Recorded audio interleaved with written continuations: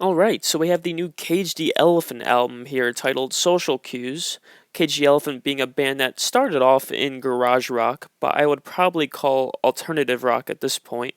Although that is a very broad umbrella term for a band that is constantly changing their sound from album to album, here being no different. But one thing that remains a point of interest throughout their discography is the way in which they balance accessibility and experimentation, which is something I want to quickly illustrate.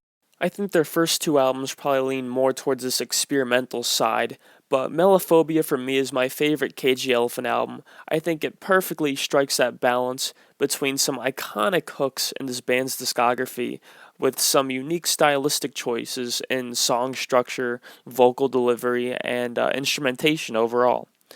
And then Tell Me I'm Pretty has to be this band's most radio friendly album, perhaps because of Dan Auerbach's production on there. But either way, it's certainly their most hook centric and easy listen. And I'd say that Social Cues probably has to fall in between Melophobia and Tell Me I'm Pretty, because it is once again a very hook centric album. You'll be hard pressed to find a song that isn't without a catchy chorus on here, but it still has some of those unique stylistic choices that make Melophobia and Thank You Happy Birthday an interesting listen. And for the sake of time, I'm not going to go track by track with this album, but I do want to showcase those first three songs because I think they prove this point very well. First off with Broken Boy, which opens with some distorted white noise that just sounds anxious and strange. And then finally, we transition into what is an overall very energetic song, which keeps with that sort of anxious feeling with the guitar work on here. And Matt Schultz comes on with these abrasive lyrics that all sort of culminate into what is an explosive chorus with some whining guitars in the background. And overall, it is just a great opener to this album. Has a real punch to it. It's probably the most aggressive song on here besides House of Glass, which features these sort of stream of consciousness lyrics with a rapid fire guitar solo near the end. Another great song. But, anyways, Social Cues, the title track on here, is like many songs on this album, a simple but effective verse chorus structured song. It features some jangly, interesting sounding synth strings in the background. I'm not sure what you would call those, but it's an interesting sound to say the least. And I really like the themes on this one, sort of talking about the rock star lifestyle and how it's much less a lifestyle and more a role, one that Matt Schultz is tired of playing. And people try to console him, saying, hey, at least you're on the radio. But, how much does that really matter in the grand scheme of things, especially when you're just not happy?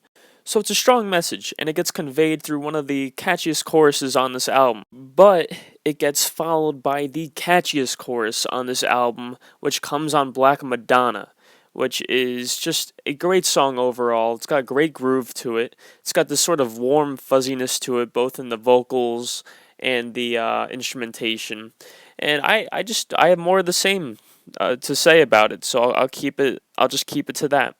And so throughout this album, you're going to get sort of these same straightforward verse chorus songs that feature some sort of twist or some sort of production magic that makes it stand out from the rest. Like on Tokyo Smoke, which has some interesting synth lines going on in the back if you listen, and which near the end comes to an amazing outro, which is one of my favorite moments on this album. It just shows a sort of emotional frailty coming from Matt Schultz. And once again, it's in small moments like these where KG Elephant allows their music to sort of elevate beyond the simple alt rock it can be at times and into something a little more special. I'd say the only real misstep is Night Running, which is a song that features Beck, or I might say that it's a Beck song featuring KG Elephant. Because although Beck didn't really play a hand in the production on this song, it sounds like something that would come off of Colors, and the way it sort of tries to cater to that mainstream sound with its reggae infused beat. And yeah, it's just a bit too sugary. It tries to keep in line with the album with those frantic sounding guitars on the intro and outro. I wish it was featured more prominently on the song, but that's not the case. And Mount Schultz only really comes in on what is a somewhat repetitive chorus. So overall, it was a underwhelming song for me. But besides that, what we get is a fairly consistent album. And to break things up a bit, we get some slow jams, and I want to talk about the three songs that kind of slow things down. Starting with Love's the Only Way, which has a very simple message, which is specified in the title, but it has a very solid execution. It's done wonderfully with this minimalistic sound and these sort of echoes that are put on Matt Schultz's vocals. Very pretty sounding.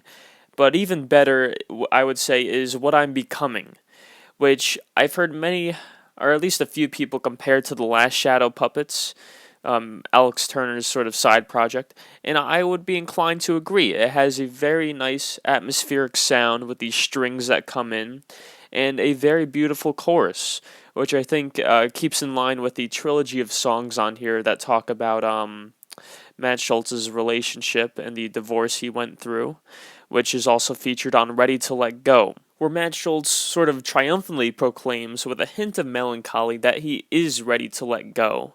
But the true weight of that situation is felt in Goodbye, where he actually does let go and parts ways with a relationship he was probably happy in. And is it my favorite song on this album? No. Is it going to be on repeat? Probably not. But I do respect the song in the context of this album and the context of Matt Schultz's life. It's the only song on here that isn't really driven by a hook, but rather is emotionally driven. So I do respect it for the album closer that it is. And so overall, I know I didn't mention every song, so here's how I would rate everything. I think overall we have a album here that has a lot of similar structured songs with similar tempos, but what keeps things interesting is Cage the Elephant sort of returning to a more experimental side. Maybe not. I know some of you are probably going to say, "Oh, but Riv, you think this is experimental? Go check out Death Grips, man." What I mean, obviously, is relative to their other music in terms of experimentation. And I think what lends a hand to that is probably producer John Hill, who I know from a few other projects. It looks like, unlike on Tell Me I'm Pretty, he let KG Elephant see their vision through, and what he did was make sure it came out clean and crisp, which it certainly did. If you want a few minor nitpicks, I think that Matt Schultz's vocal delivery remains in the lower range a bit too much. This album sort of lacks that fun falsetto that you get on Tell Me I'm Pretty and Melophobia, that I think added some character to both of those albums. And I think the drum work can get a little repetitive at some points. I think this might be because of the production, keeping it with that same punchy sound in every song.